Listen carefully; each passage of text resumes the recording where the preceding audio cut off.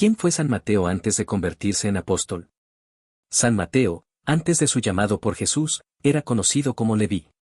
Su ocupación era la de publicano, es decir, recaudador de impuestos para el Imperio Romano en Capernaum. Esta profesión era despreciada por los judíos, ya que los publicanos eran vistos como traidores y pecadores, que colaboraban con el poder opresor y a menudo se enriquecían a costa de sus compatriotas. Su oficina estaba probablemente cerca del lago de Galilea, un punto estratégico para el comercio y la pesca. ¿Qué significa el nombre Mateo? El nombre Mateo es de origen hebreo y significa donde llave o regalo de Dios. Este nombre le fue dado probablemente después de su conversión, o al menos es el nombre por el cual se le conoce en los evangelios sinópticos una vez que se une al grupo de discípulos. ¿Dónde se relata la vocación de Mateo en la Biblia? La vocación de Mateo se relata en los 3 evangelios sinópticos. Mateo 9. Pasando Jesús de allí, vio a un hombre llamado Mateo, sentado en el lugar de los impuestos públicos, y le dijo, sígueme. Y él se levantó y le siguió. Marcos 2. Después salió Jesús y se fue de nuevo a la orilla del lago. Toda la gente se acercaba a él, y él les enseñaba. Al pasar vio a Leví, hijo de Alfeo, sentado en el lugar donde se cobraban los impuestos, y le dijo, sígueme. Y Leví se levantó y le siguió. Lucas 5. Después de esto, Jesús salió y vio a un publicano llamado Leví, sentado en el lugar donde se cobraban los impuestos, y le dijo, sígueme. Él, dejándolo todo, se levantó y le siguió. Las similitudes en el relato subrayan la inmediatez y la radicalidad de su respuesta al llamado de Jesús. ¿Por qué era tan significativa la elección de un publicano como apóstol? La elección de un publicano como apóstol fue extremadamente significativa y, para muchos judíos de la época, escandalosa. Demostró la universalidad del mensaje de Jesús y su misión de llamar no solo a los justos, sino también a los pecadores. Subrayó que la gracia de Dios no estaba limitada por las categorías sociales o religiosas, y que nadie estaba excluido del reino de Dios. Fue una clara señal de la misericordia divina y de la ruptura con las convenciones sociales de la época. ¿Qué hizo Mateo inmediatamente después de su llamado? Inmediatamente después de su llamado, Mateo, Leví, invitó a Jesús y a sus discípulos a un banquete en su casa. Este evento fue notable porque muchos publicanos y pecadores se unieron a ellos, lo que provocó críticas de los fariseos y escribas. Este gesto de Mateo fue un acto de generosidad y testimonio, queriendo compartir la presencia de Jesús con aquellos que eran, como él, marginados socialmente. ¿Cómo respondieron los fariseos a la conducta de Jesús con Mateo y otros pecadores? Los fariseos se indignaron y criticaron a Jesús y a sus discípulos por comer con publicanos y pecadores, preguntando, ¿por qué come vuestro maestro con publicanos y pecadores? Su objeción radicaba en las leyes de pureza ritual y en su concepción de que asociarse con tales individuos mancharía a alguien considerado santo. ¿Cuál fue la respuesta de Jesús a las críticas de los fariseos? Jesús respondió a las críticas de los fariseos con una declaración poderosa que resume su misión: no son los sanos los que necesitan médico, sino los enfermos. Id y aprended lo que significa, misericordia quiero, y no sacrificio. Porque no he venido a llamar a justos, sino a pecadores al arrepentimiento. Esta respuesta enfatiza la compasión de Jesús y su propósito de buscar y salvar lo que estaba perdido. ¿Cuál es la principal contribución de Mateo a la Biblia? La principal contribución de Mateo a la Biblia es el Evangelio que lleva su nombre, el Evangelio según San Mateo. Este es uno de los 4 evangelios canónicos y el primero en aparecer en la mayoría de las ediciones del Nuevo Testamento. ¿Cuándo se cree que fue escrito el Evangelio de Mateo? La datación del Evangelio de Mateo es un tema de debate académico. Las fechas propuestas varían, pero la mayoría de los eruditos lo sitúan entre los años 70 y 90 después de Cristo, después de la destrucción del Templo de Jerusalén. Algunos académicos, sin embargo, proponen una fecha anterior, antes del 70 DC. ¿Cuál fue el público principal al que Mateo dirigió su Evangelio? El Evangelio de Mateo fue escrito principalmente para una audiencia judía o judeo-cristiana.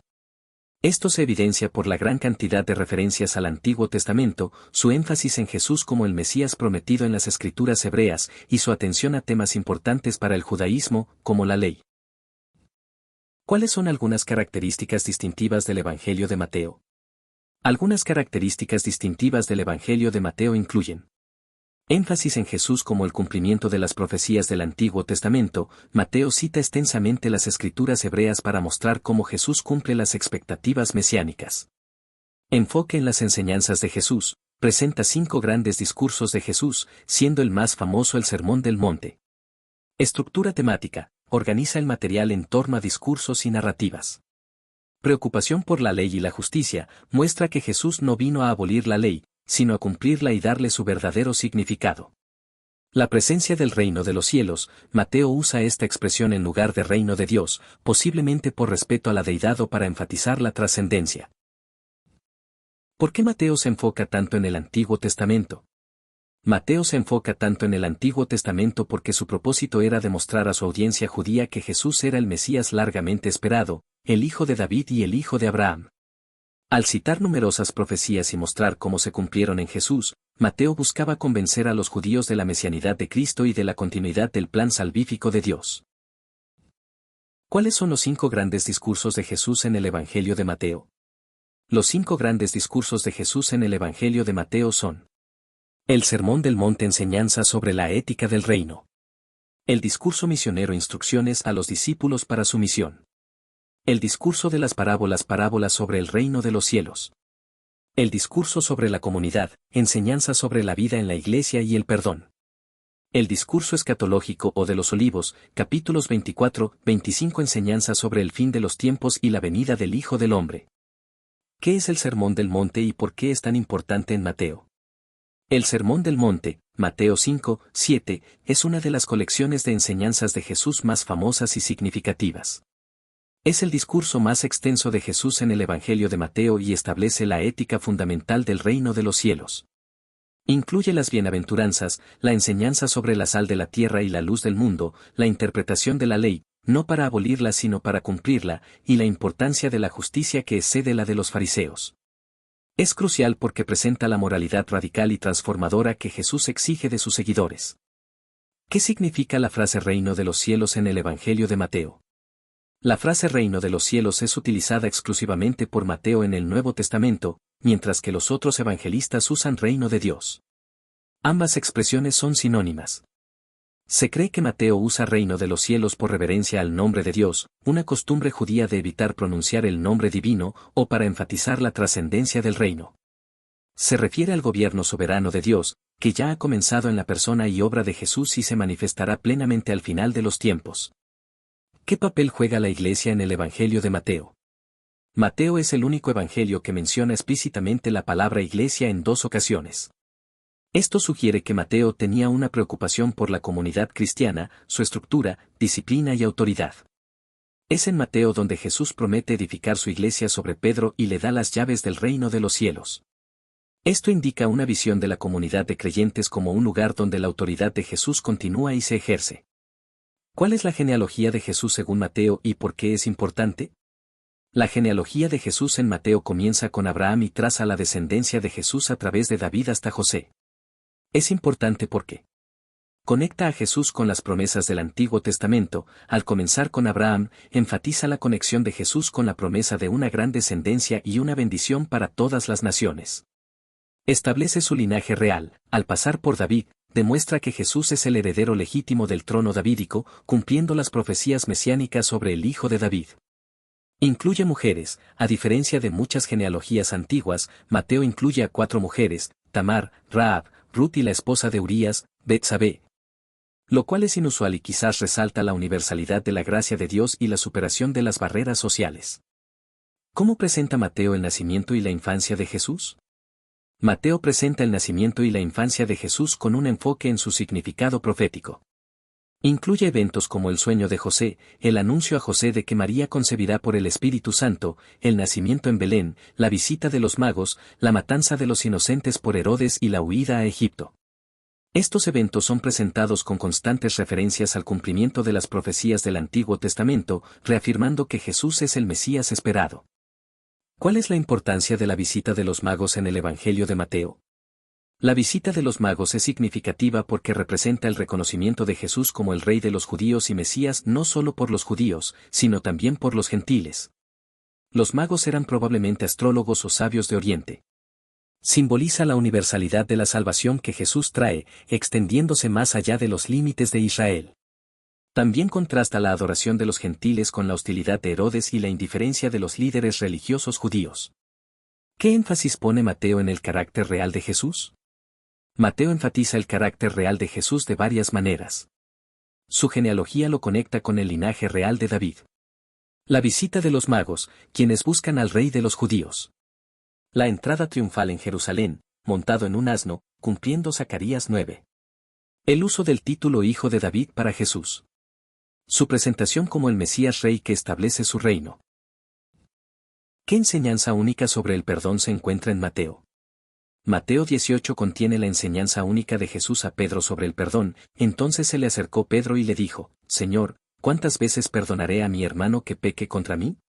¿Hasta 7? Jesús le dijo: No te digo hasta 7, sino hasta 70 veces 7. Esta hipérbole subraya la necesidad de un perdón ilimitado y radical dentro de la comunidad de fe. ¿Cómo termina el Evangelio de Mateo y cuál es su significado? El Evangelio de Mateo termina con la gran comisión donde Jesús resucitado aparece a sus discípulos en Galilea y les encarga: por tanto, id y haced discípulos a todas las naciones, bautizándolos en el nombre del Padre, y del Hijo, y del Espíritu Santo, enseñándoles que guarden todas las cosas que os he mandado, y he aquí yo estoy con vosotros todos los días, hasta el fin del mundo. Amén. Este final es crucial porque establece la misión universal de la Iglesia. Define el propósito de la evangelización: hacer discípulos y enseñar. Promete la presencia continua de Jesús con sus seguidores. Es un poderoso llamado a la acción y un recordatorio del poder de Cristo.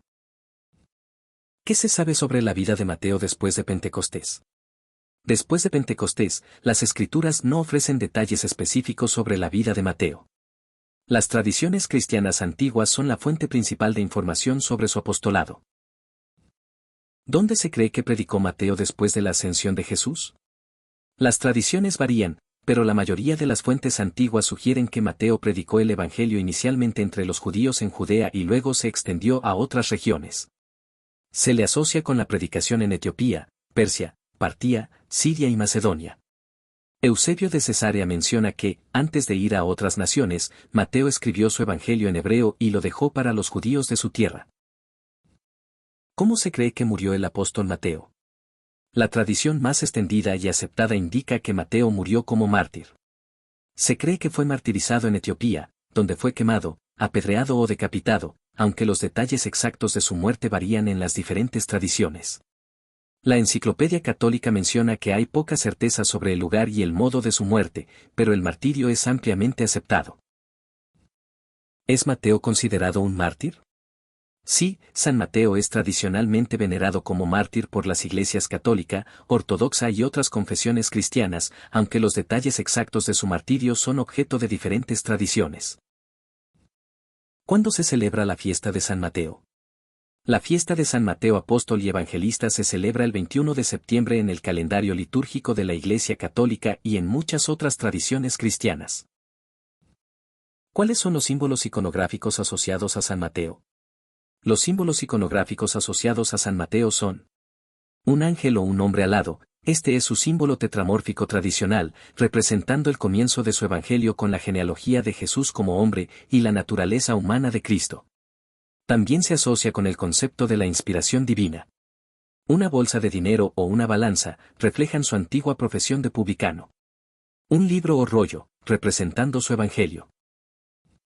¿Qué relación tiene Mateo con el hombre o ángel como símbolo evangélico?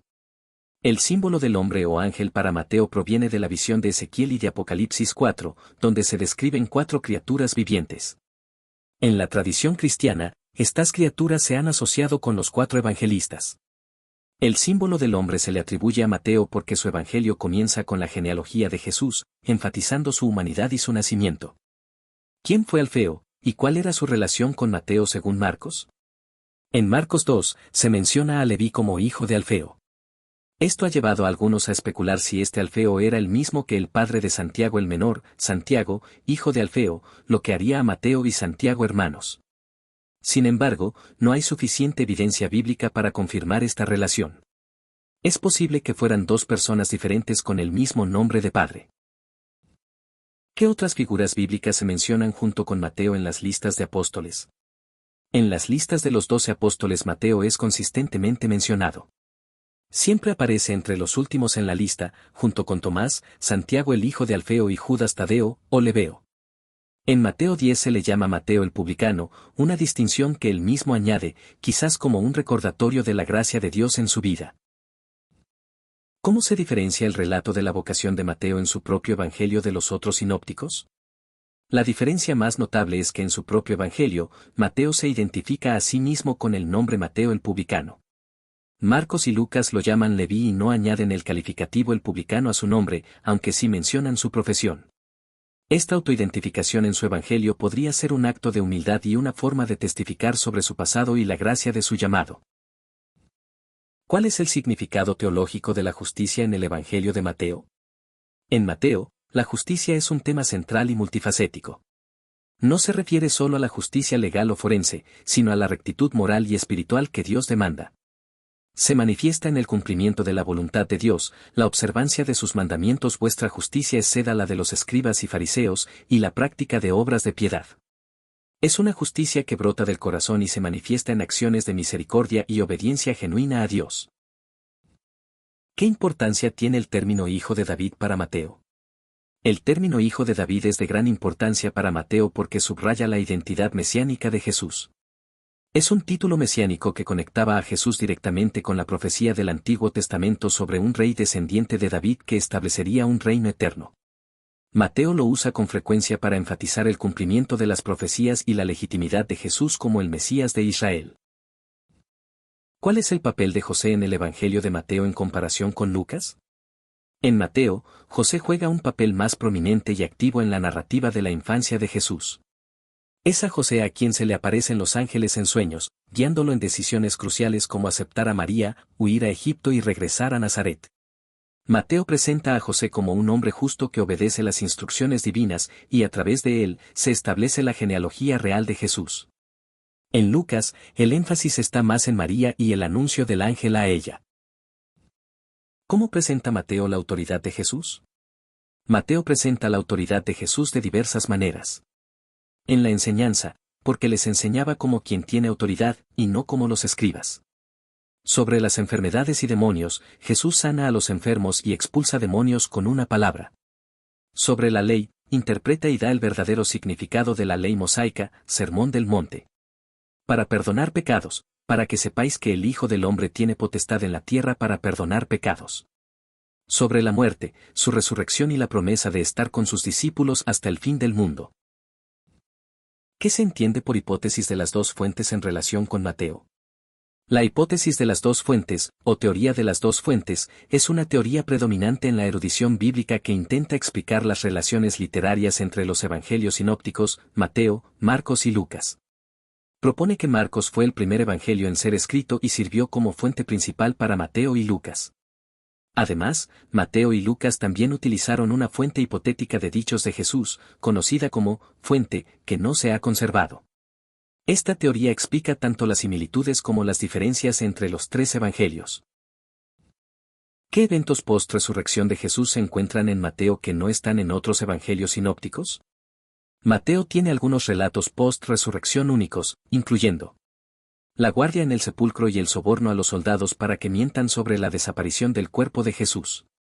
La aparición de Jesús a las mujeres al salir del sepulcro, donde les dice que informen a los discípulos que vayan a Galilea. La aparición final a los discípulos en una montaña de Galilea, donde da la gran comisión. ¿Cuál es el papel del concepto de cumplimiento en el Evangelio de Mateo? El concepto de cumplimiento es fundamental en Mateo. Él utiliza la frase para que se cumpliera lo dicho por el Señor por medio del profeta o variaciones similares más de una docena de veces. Esto demuestra la convicción de Mateo de que la vida, ministerio, muerte y resurrección de Jesús no fueron eventos accidentales, sino la realización del plan salvífico de Dios, predicho en las Escrituras del Antiguo Testamento.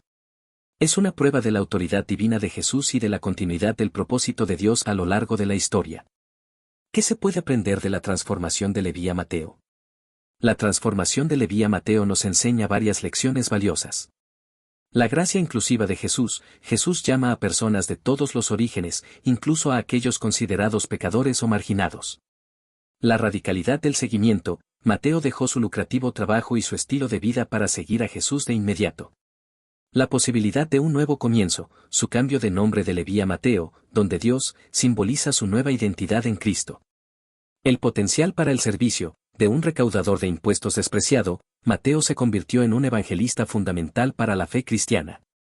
El poder transformador del encuentro con Jesús, su vida fue radicalmente alterada por la invitación divina. ¿Cuál es el significado del discurso sobre la comunidad en Mateo 18? El discurso sobre la comunidad es crucial porque proporciona instrucciones esenciales para la vida dentro de la comunidad de creyentes, la Iglesia. Aborda temas como la humildad, la necesidad de hacerse como niños para entrar en el reino. La preocupación por los pequeños, advertencias contra escandalizar a los creyentes más vulnerables. El arrepentimiento y la reconciliación, la importancia de buscar al hermano descarriado. La disciplina eclesiástica, el proceso para tratar con el pecado dentro de la comunidad. El perdón, la enseñanza de perdonar 70 veces 7. La oración en común, la promesa de que donde 2 o 3 están reunidos en su nombre, Él está en medio de ellos. ¿Cómo aborda Mateo el tema del juicio final? Mateo aborda el tema del juicio final de manera prominente, especialmente en su discurso escatológico. Jesús describe la venida del Hijo del Hombre con poder y gran gloria para juzgar a las naciones. Incluye parábolas como la del juicio de las naciones, las ovejas y los cabritos, las 10 vírgenes y los talentos, que enfatizan la necesidad de estar preparados, de ser fieles y de practicar la justicia. El juicio es presentado como un evento en el que las acciones de las personas, especialmente en relación con los más pequeños de mis hermanos, serán decisivas. ¿Qué papel juega Pedro en el Evangelio de Mateo? Pedro juega un papel muy significativo en el Evangelio de Mateo, posiblemente el más prominente de todos los evangelios. Es en Mateo donde Jesús le dice a Pedro, tú eres Pedro, y sobre esta roca edificaré mi iglesia, y le da las llaves del reino de los cielos. Esto ha sido interpretado de diversas maneras, pero subraya la posición de liderazgo y autoridad de Pedro entre los apóstoles y en la fundación de la iglesia.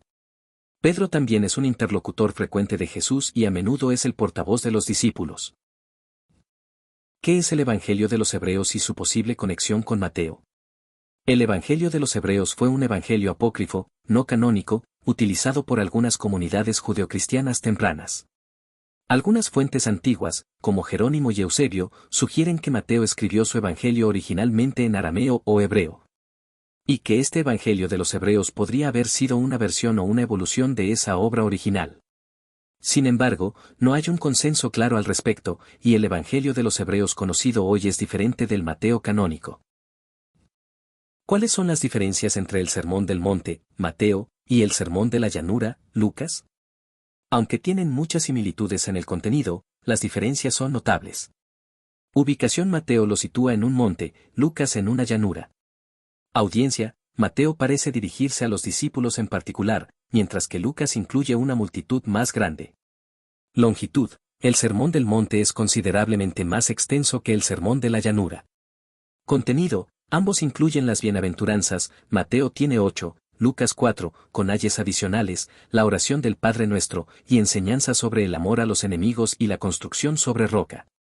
Sin embargo, Mateo tiene más material, como la enseñanza sobre el adulterio, el juramento, la limosna, la oración y el ayuno, que no aparecen en la versión de Lucas. Estas diferencias pueden deberse a la selección y adaptación de los evangelistas para sus respectivas audiencias. ¿Qué significa que Mateo fuera un publicano en el contexto socioeconómico de Judea en el siglo I? Ser un publicano en el siglo I en Judea significaba ser un recaudador de impuestos para el Imperio Romano. Esto implicaba una fuerte conexión con el poder ocupante, lo que los hacía profundamente impopulares y a menudo odiados por sus propios compatriotas. Eran vistos como colaboradores con el enemigo, pecadores y deshonestos, ya que a menudo se les permitía cobrar más de lo estipulado y quedarse con el excedente. Socialmente, estaban marginados y despreciados por los fariseos y el pueblo en general, siendo considerados inmundos. Su inclusión entre los apóstoles fue, por lo tanto, un desafío radical a las normas sociales y religiosas de la época. ¿Qué se puede inferir sobre el carácter de Mateo a partir de su evangelio? A partir de su evangelio, podemos inferir que Mateo era minucioso y organizado. La estructura de su evangelio, con sus 5 discursos, demuestra una mente ordenada. Profundamente conocedor de las escrituras judías, su constante referencia al Antiguo Testamento indica un gran conocimiento y aprecio por la ley y los profetas.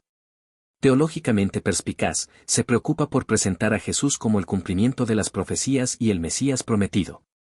Comprometido con la comunidad cristiana, su preocupación por la Iglesia y su disciplina es evidente. Humilde, al identificarse a sí mismo como Mateo el publicano, reconoce su pasado y la gracia de su llamado. ¿Cómo influyó la experiencia de Mateo como publicano en la forma en que escribió su evangelio? La experiencia de Mateo como publicano pudo haber influido en su evangelio de varias maneras. Atención al detalle y al orden, los publicanos debían ser meticulosos en sus registros, lo que podría reflejarse en la estructura organizada del evangelio de Mateo y su atención a los detalles de las enseñanzas de Jesús. Conocimiento de la ley y los sistemas, su familiaridad con el sistema legal y las regulaciones pudo haberle dado una perspectiva única sobre las enseñanzas de Jesús sobre la ley y la justicia. Sensibilidad hacia los marginados, como alguien que había sido socialmente marginado, Mateo podría haber tenido una empatía especial por aquellos a quienes Jesús buscaba, como los pecadores y los enfermos. Énfasis en la misericordia divina, su propia experiencia de ser llamado por Jesús a pesar de su pasado pecaminoso pudo haber fortalecido su énfasis en la misericordia de Dios y la misión de Jesús de llamar a los pecadores. ¿Cuáles son las principales contribuciones teológicas del Evangelio de Mateo?